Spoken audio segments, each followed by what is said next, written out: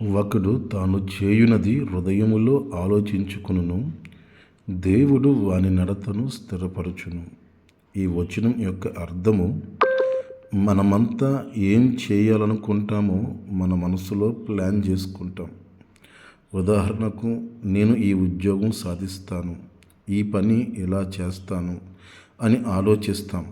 కానీ నిజంగా మన అడుగులు ఎక్కడ పడతాయో, ఏమి జరుగుతుందో అదంతా దేవుడే నిర్ణయిస్తాడు.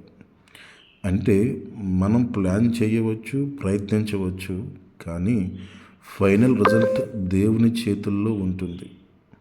దేవుడు మనల్ని ప్రేమిస్తాడు కాబట్టి మన ప్లాన్లు ఆయన మంచి ప్లాన్తో సరిపోకపోతే ఆయన మన అడుగులను మార్చి మనకు మరింత మంచి మార్గం చూపిస్తాడు.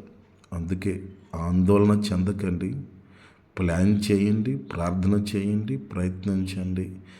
మిగతా అంతా దేవుడు చూసుకుంటాడు. దేవుడు మనకు ఎప్పుడు మంచే కోరుకుంటాడు.